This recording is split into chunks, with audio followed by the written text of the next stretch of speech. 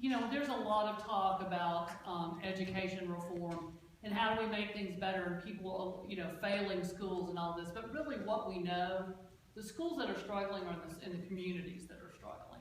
So what we find is there's no research that shows charters or vouchers work. There's not consistent, solid research on them. There's no peer-reviewed research.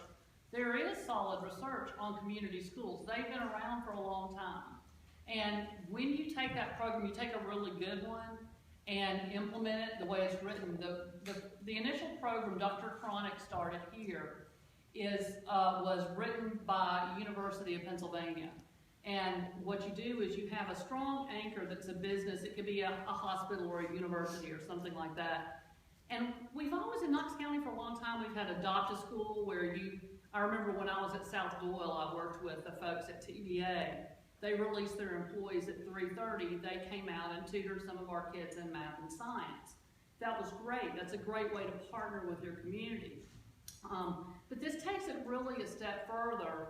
And in those communities that are struggling, and you've got kids, and that's most of where the schools that I've worked in my career, you've got kids whose parents are working, you might be a single mom with 2 jobs. So that school stays open in the evening, and they offer tutoring service, mentoring students for those kids, like, say, Pond Gap, the first one, that's probably the best example because it's been operating for so long. But you've got university students who are grad students who come down and mentor the kids. And then you've got tutors in math and science. You've got enrichment in the arts and music, and they even do circus performing. And then for parents, you offer GED classes and English as a second language. For a time, they were doing auto mechanics. I'm not sure if they're still doing that. Then through UT Law School partnership, they were also doing mediation and legal services. So it's providing a service to those folks who maybe can't get in during the day because they're on a job that they can't get away from. So they can come in the evening and they can get their GED, maybe get that better job so they can spend more time with their child. So you're open in the evenings, you're open in the summer for quite a considerable amount of time, and you just bring in those community partners. And the best thing about community schools is it works anywhere, and you design it in your local community.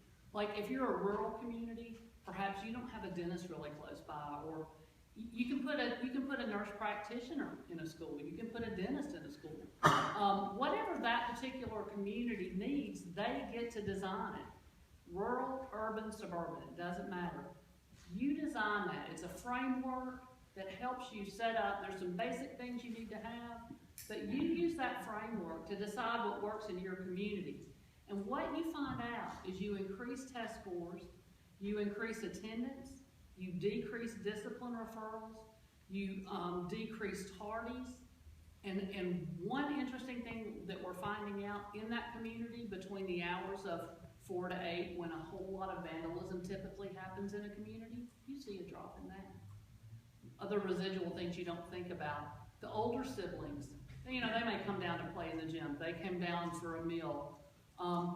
They talk to the mentors, just not officially, but just sort of for fun because they're hanging out. They get fewer discipline referrals. They start doing a little bit better in school. It's a community solution to a problem. And it does the exact opposite of what the other things do, which is we'll take 5 kids from this school and move them over there. We'll take 5 kids out of this school. When you're doing charters and you're pulling kids from different schools, you're breaking up communities. You're cherry picking the students from those communities, and you're leaving the kids with the fewest resources back in that school with less resources. Community schools is a great idea. It was supported by both sides of the aisle. One fellow, Andy Holt, we're generally duking it out in Nashville, but he was 100% on board and really loved this bill. So it's the kind of thing where we can all come together.